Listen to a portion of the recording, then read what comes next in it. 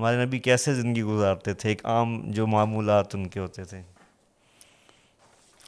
فجر کی نماز کے بعد آپ کا ہلکا لگتا تھا. اول وقت میں فجر کی نماز ہوتی تھی جی جو اشراق تک چلتا تھا، صحیح. تو اس میں ہر قسم کی باتیں ہوتی تھی. اوہ ماشاء اللہ. کبھی دین کی بات ہوتی تھی، کبھی دنیا کی بات ہوتی تھی، اور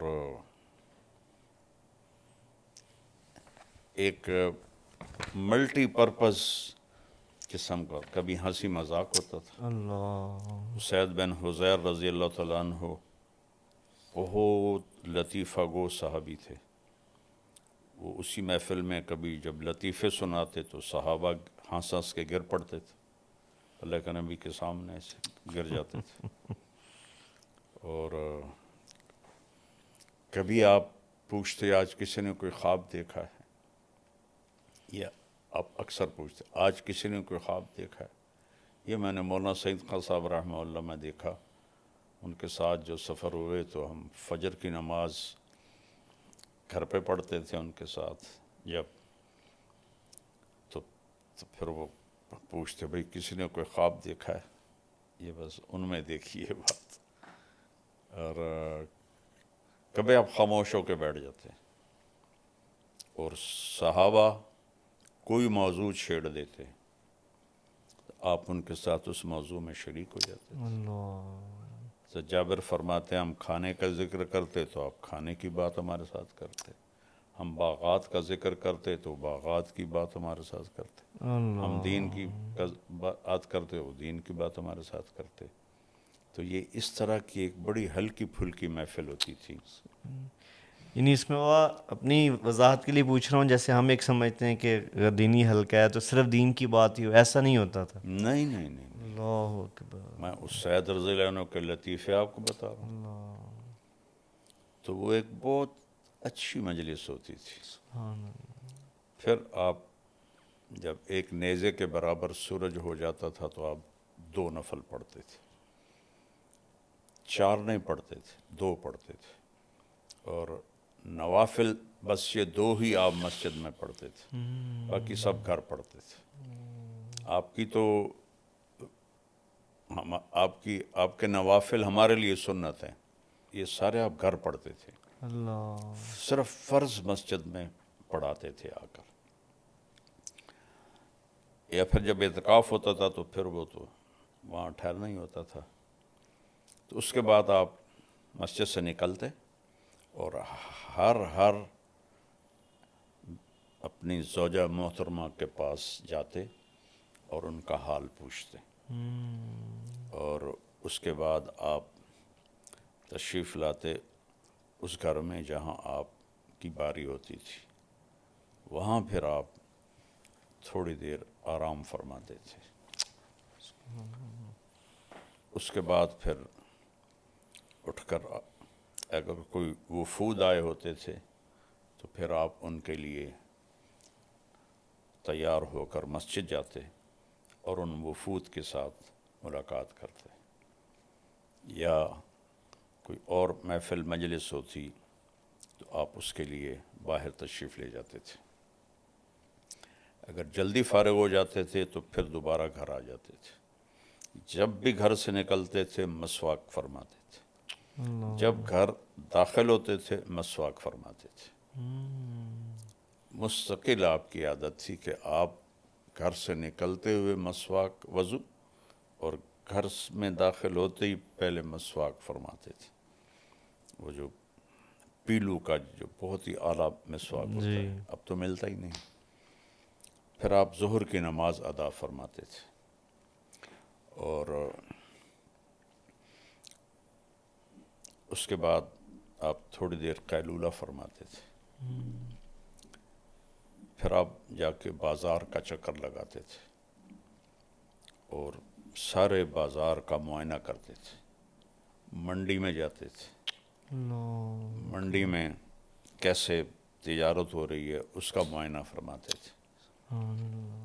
اور اس کے بعد پھر گھر واپس آتے اور عصر کی نماز کے بعد آپ پھر ہر گھر والی کے پاس جا کے بیٹھتے تھے. اللہ اکبر. فجر میں تو صرف سلام حال آگے، ہر ایک کے پاس بیٹھتے تھے، تھوڑی دیر سب کے پاس بیٹھتے اپنے باری والے گھر میں آتے تھے. تو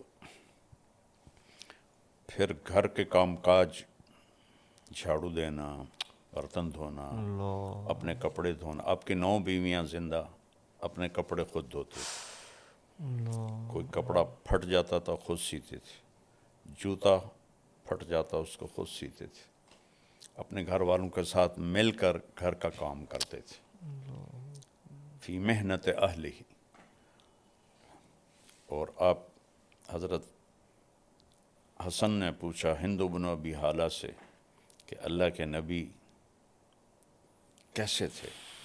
تو انہوں نے کہا دائم الفکرہ طویل الاحسان، لمبی سوچ اور لمبا غم. یہی سوال ایک صحابی نے حضرت عائشہ سے پوچھا، اللہ کے نبی کیسے تھے؟ انہوں نے کہا کان ضحاکا بساما، بہت ہنسنے والے، بہت مسکرانے والے. جگہ کے بدلنے سے عمل بدل گیا. اللہ اکبر. مسجد میں ہیں تو ایک ذمہ داری سر پر ہے، گھر میں آتے ہیں تو وہ ذمہ داری باہر، اور بیوی کے ساتھ ایز اے خامند ہنس رہے ہیں، مسکرا رہے ہیں، گپے مار رہے ہیں. اور ایک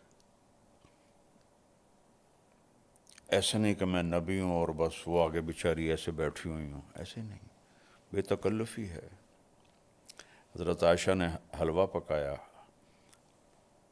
حریرہ جو ذرا پتلا ہوتا ہے، اوپر سے حضرت سودا آ گئیں.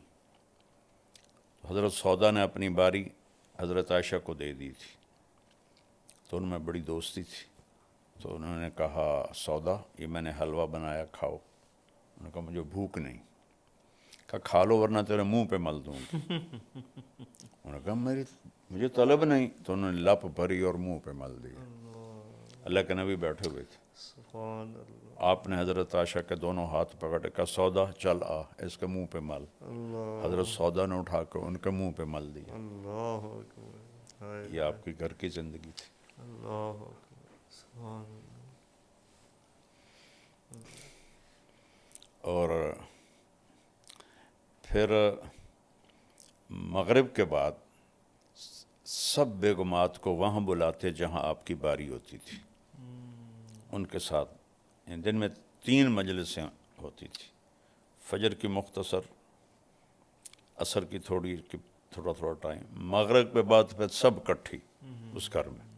وہاں جتنی دیر وہ بیٹھیں اس کے لیے کوئی ٹائم مقرر نہیں ہوتا تھا. پھر وہ ساری عشاء سے پہلے اٹھ کے چلی جاتی تھی.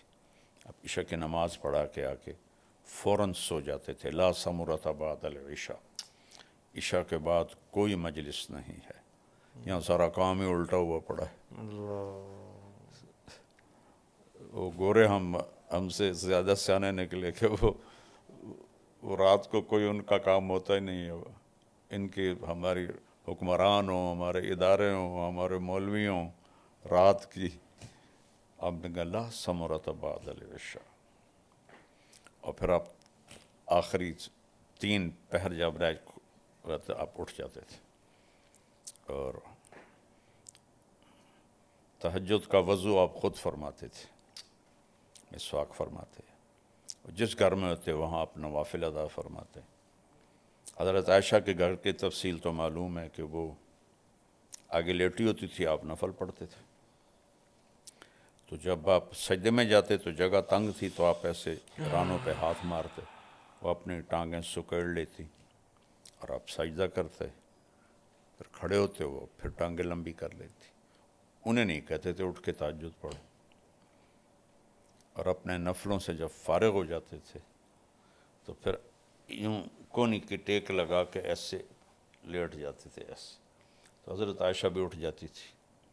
پھر فجر کی اذان تک دونوں ایز اے خامند اور بیوی آپس میں ان کی پیار و محبت کی بات ہوتی تھی. یہ نہیں جو کہتے ہیں بھائی گھر میں بھی مشورے کرو کہ دین مٹ رہا ہے، دین کیسے زندہ کریں، گھر کو بھی مسجد بنا دو۔ کیا بے وقوفوں والی بات ہے، مسجد کا دین اور ہے، گھر کا دین اور ہے۔ میرے نبی نے کبھی گھر میں ایک دفعہ نہیں کہا عائشہ دین مٹ رہا ہے میں کیا کروں۔ جو سب سے زیادہ دین کے اللہ نے کہا فلا تذهب نفسك علیہم حسرات، میرے محبوب کہیں آہیں بھرتے بھرتے آپ خود ہی نہ فوت ہو جائیں۔ لیکن گھر میں آپ نے کبھی ماتھے پہ شکن نہیں ہے، مسکرا رہے ہیں، ہنس رہے ہیں۔ اور حبشہ والوں کا، سوڈانیوں کا وفد آیا، وہ مسجد میں اس سے اپنے خنجروں سے کھیل رہے تھے، تو آپ نے حضرت عائشہ کو بلایا کہ آؤ تجھے تماشا دکھاؤں۔ کوئی کر سکتا ہے یہ؟ اللہ اکبر۔ تو آپ آگے کھڑے ہو گئے، حضرت عائشہ پیچھے کھڑی ہو گئیں، یہاں ٹھوڑی رکھ لی اور تماشا دیکھتی رہیں۔ جب حضرت عائشہ نے کہا بس، پھر آپ پیچھے ہٹے۔ کچھ عرصے کے بعد حبشہ والوں کا وفد آیا۔ اب حضرت عائشہ نے کہا میں نے دیکھنا ہے، پہلے اللہ کے نبی نے خود جی کہا، اب حضرت عائشہ نے کہا میں نے دیکھنا ہے۔ ان کا زیادہ کوئی دلچسپ تھا تو اتنی دیر دیکھتی رہیں، کہنے لگی کہ اللہ کے نبی نے کہا عائشہ بس نہ کریں۔ میں نے کہا نہیں، ابھی میرا جی نہیں بھرا۔ تو آپ ایک پاؤں کو فری کرتے، دوسرے پہ ٹیک لگاتے، پھر اس کو فری کرتے اور پہلے پہ ٹیک لگاتے۔ اتنی دیر میں دیکھتی رہی، اللہ، یہاں تک کہ میں نے کہا کہ بس تو۔ پھر آپ کی سہیلیاں آتی تھیں، وہ کھیلتی تھیں حضرت عائشہ کے ساتھ، تو آپ ان کا کھیل دیکھتے تھے۔ ایک دن حضرت ابوبکر صدیق آئے تو وہ ساری سہیلیاں مل کے گا رہی تھیں اور اللہ کے نبی لیٹے ہوئے تھے۔ تو ابوبکر صدیق ناراض ہوئے، دیکھتی نہیں ہو اللہ کے نبی لیٹ آرام کر رہے ہیں، تم لوگ تم گا رہی ہو۔ کہ ابوبکر کچھ نہ کہو، کھیلنے دو، یہ ہماری عید کا دن ہے۔ کچھ ایسے الفاظ تھے۔ آپ کی زندگی کو بیان نہیں کیا گیا، بڑا ظلم کیا، صرف عبادات عبادات عبادات عبادات۔ آپ اپنی جوتی سی رہے تھے، گرمی کے دن تھے، حضرت عائشہ چرخہ چلا رہی تھی، ٹھیک، آپ کے ماتھے پہ پسینہ آ گیا، تو کہیں سے شعاع پڑی ہوگی سورج کی، تو اس سے وہ ریفلیکٹ ہو کر 7 رنگ ہوتے ہیں، جی روشنی کے 7 رنگ، یہ میرا قیاس ہے۔ تو ایسا ہوا کہ حضرت عائشہ کی نظر پڑی نا آپ کے ماتھے پر، تو وہ موتیوں کی طرح وہ پسینے کے قطرے چمک رہے تھے، تو ان کا چرخہ رک گیا۔ تو وہ ایسے ہاتھ میں، وہ ایک ہاتھ میں وہ پونیاں، ہم اس کو پنجابی میں کہتے تھے، وہ روئی، اور ایک چرخے کے دستے پر ایسے۔ تو تھوڑی دیر اللہ کے نبی متوجہ نہیں ہوئے، پھر آپ کو محسوس ہوا کہ چرخے کی آواز نہیں آ رہی، تو آپ نے ایسے سر اٹھا کے دیکھا تو وہ ایسے۔ آپ نے کہا خیریت عائشہ؟ کہ اذا رأیت الی اسرۃ وجہہ برقت کبرق العارض المتہلل، جب میں اس کے ماتھے کو تشبیہ دی تخت سے، جب میں اس کے تخت کو دیکھتی ہوں تو ایسے چمکتا ہے جیسے آسمان پہ بجلیاں چمکتی ہیں۔ تو آپ نے کہا عائشہ آج تو نے میرا دل خوش کر دیا۔ اللہ، یہ میرے نبی کی زندگی تھی، سبحان اللہ۔ یہ نہیں تھی کہ اتنے 1000 دفعہ یہ پڑھتے تھے، اتنے 1000 دفعہ یہ پڑھتے تھے، اتنے 1000 دفعہ یہ پڑھتے تھے۔ وہ ایک عمل کا کالی پوٹلی والا عمل، کالی پوٹلی والا عمل، مسور کی دال کا عمل، خدا تو نو ہدایت دے، خود بھی گمراہ ہو رہے ہیں، لوگوں کو بھی گمراہ کر رہے ہیں۔ اللہ، کیا جواب دیں گے؟ بئس العبد عبد یطلب الدنیا بالدین، بدترین انسان ہے جو دین کے نام پہ دنیا کمائے، بدترین انسان۔ اللہ میری حفاظت فرمائے، ہم سب کی حفاظت فرمائے۔ سب سے زیادہ جو میرے اوپر خوف ہوتا ہے وہ اس بات کا ہوتا ہے، کیونکہ اب میں اس پوزیشن میں ہوں کہ میں آپ کو ایک واقعہ سناتا ہوں، اچانک سے یاد آ گیا۔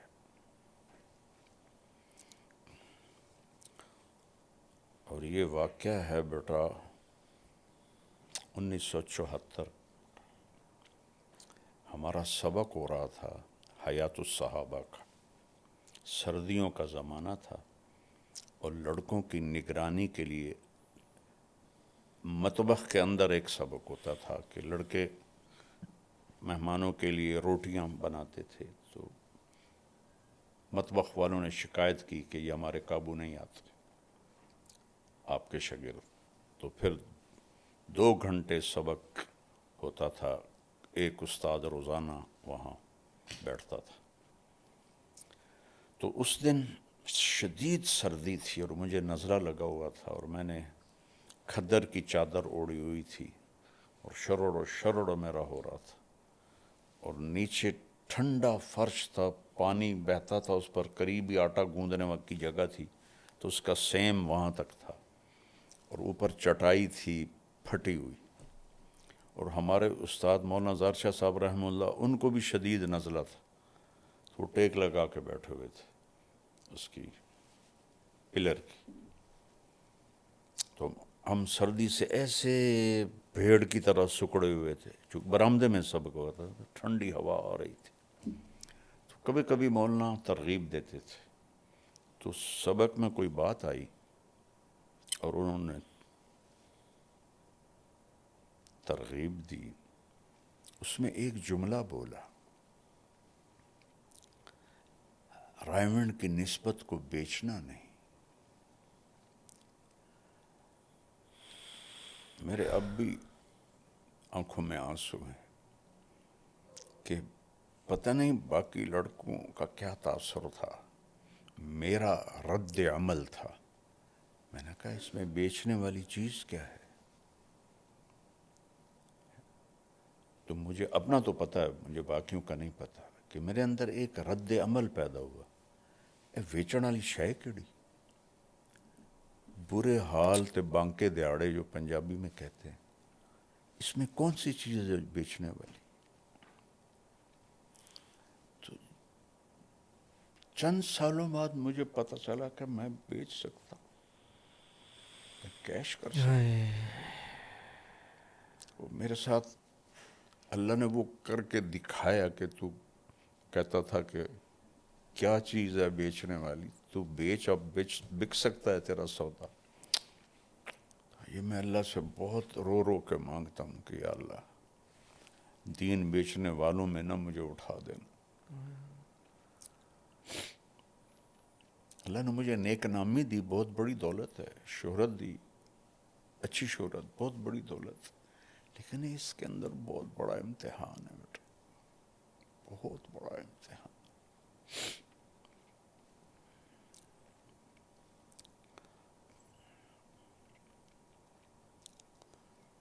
تو میرے نبی کے بہت خوبصورت، کبھی کسی مولوی نے کہا ہے آؤ بیگم دوڑ لگائیں، کیسے بتاؤں اپنے نبی کو؟ میرے اللہ، جہاد کا سفر ہے اور آپ سب کو آگے بھیج دیتے ہیں، کہتے ہیں عائشہ دوڑ لگاؤ گی؟ عائشہ نے نہیں کہا، آپ نے کہا عائشہ دوڑ لگائیں۔ حضرت عائشہ آگے بڑھ گئیں، کچھ سال گزرے، پھر دوبارہ چلو بھائی آگے، سب غائب ہو گئے، عائشہ دوڑ لگائیں۔ کیا وہ کہتی ہیں یوم دن تبدن، تو میں ذرا موٹی ہو گئی تھی تو اللہ کا نبی آگے بڑھ گئے، تو کہنے لگے حاضہ بتل کا، اب آج تو اور میں برابر ہو گئے۔ کیا زندگی ہے! یہاں جتنا کوئی دیندار ہوتا ہے اتنا ہی وہ بد دماغ بھی ہو جاتا ہے، بد اخلاق بھی ہو جاتا ہے۔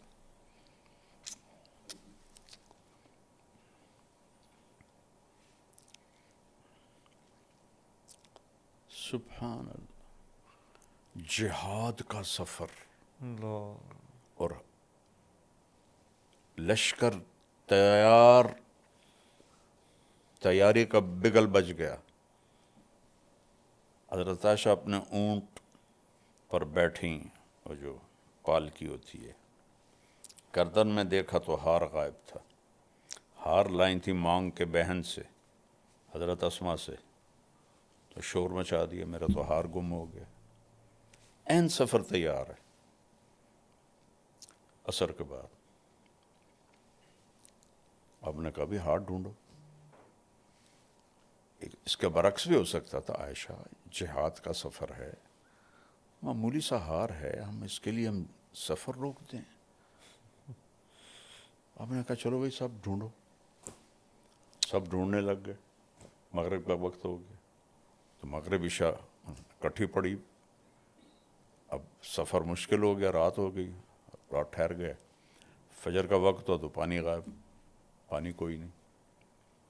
تو سارے حضرت ابوبکر صدیق کو تانے دینے لگے، تیری بیٹی کی وجہ سے اب ہماری نماز خراب ہوگی، پانی کوئی نہیں، نماز کیسے پڑھیں گے؟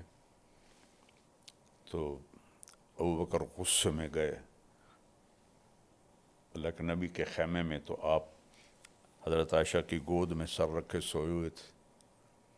تو اسے اب بول تو سکتے نہیں تھے کہ سوئے ہوئے تھے۔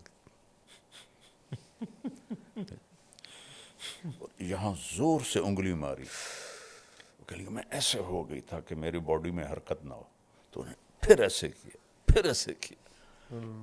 تو باپ تھے، اپنا غصہ نکال کے باہر نکل آئے۔ تھوڑی دیر میں لے کے نبی کی آنکھ کھلی تو حضرت عائشہ نے کہا یا رسول اللہ سارے لوگ بڑے پریشان ہیں، اب کیا ہوا؟ اب پانی کوئی نہیں، ہم نماز کیسے پڑھیں؟ یہ بات ہو رہی تھی، جبریل آ گئے، وَلَمْ تَجِدُوا مَاءً فَتَيَمَّمُوا صَعِيدًا طَيِّبًا فَامْسَحُوا بِوُجُوهِكُمْ وَأَيْدِيكُمْ۔ پہلی دفعہ آیت تیمم، اللہ، آدم سے لے کر عیسیٰ تک علیہم السلام کبھی تیمم نہیں آیا، آج آیا تیمم۔ اور کیا عجیب بات ہے کہ مٹی منہ پہ ملو اور پاک ہو جاؤ۔ اوئے ہوئے ہوئے ہوئے، سبحان اللہ۔ یوں کر کے ایسے کیا اور یوں کر کے ایسے کیا، چل بھائی پاک۔ حضرت عمار بن یاسر کو سفر میں احتلام ہو گیا، وہ کہنے لگے وضو کے لیے تو یہ ہوتا ہے، تب مجھے تو احتلام ہوا ہے، میں تیمم کیسے کروں؟ انہوں سارے کپڑے لا دیتے کلے آئین اور آ رہے تھے، کدی این تے کدی این تے کدی این تے کدی این۔ مدینے واپس آئے، یا رسول اللہ مجھے نہانے کے فرض غسل تھا، پھر میں نے تو یہ کیا۔ آپ مسکرائے، کہا عمار یکفی کا ضربتان، یہاں بھی دو ہی ضربیں کافی تھیں، ایک یوں کر لیتا ایک یوں کر لیتا تو پاک ہو جاتا۔ اللہ اکبر۔ اب جو صحابہ نے ابو بکر کی تعریف شروع کی، واہ ابو بکر واہ، یہ پہلی برکت نہیں ہے جو تمہارے گھر سے ملی ہے، پہلے بھی بے شمار برکتیں تیرے گھر کی ہمیں ملی۔ فجر کی نماز کے بعد چاندنا ہو گیا، حضرت عائشہ نے کہا چلیں ہار چھوڑیں چلتے ہیں، پھر آپ نے کہا چلو۔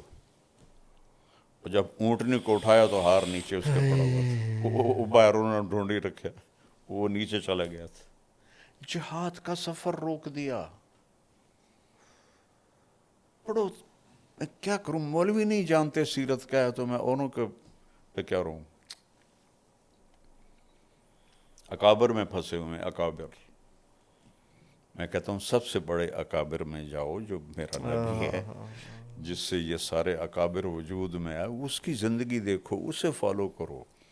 قابل اتباع صرف میرا نبی ہے، قابل احترام ہر اللہ والا ہے، سبحان، بلکہ ہر عام سے عام مسلمان ہے۔ سبحان، احترام سب کا ہے، اتباع صرف قل ان کنتم تحبون اللہ فاتبعونی، سبحان، اتباع میرے نبی کا ہے، احترام سب کا ہے۔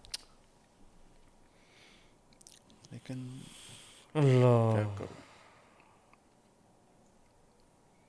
وہ جو گیت تم نے سنا نہیں میری عمر بھر کا ریاض تھا، میرے درد کی تھی وہ داستان جسے تم ہنسی میں اڑا گئے۔ میں تو کتنے سال ہو گئے اللہ کے نبی کی سیرت کو بولتے ہوئے۔ جی معزز ناظرین، اسی کے ساتھ آج کی ایپیسوڈ کا اختتام ہوا۔ انشاءاللہ آپ سے ملاقات ہوگی اب نیکسٹ ایپیسوڈ میں۔ اور ایک ضروری بات عرض کرتا چلوں آپ سے کہ سکرین پر دیے گئے ای میل پر آپ اپنے سوالات بھیجیں۔ بہت سے ہمارے بہن اور بھائی ڈائریکٹ میسیجز کر دیتے ہیں ہمارے سوشل میڈیا پلیٹ فارمز پہ، تو ان سب کا احاطہ کرنا مشکل ہے، تو آپ سے گزارش ہے کہ سکرین پر دیے گئے ای میل ایڈریس پر ہی اپنے سوالات بھیجیں اور اپنے ان سوالات کا جوابات مولانا کی زبانی سنیں۔ بہت شکریہ۔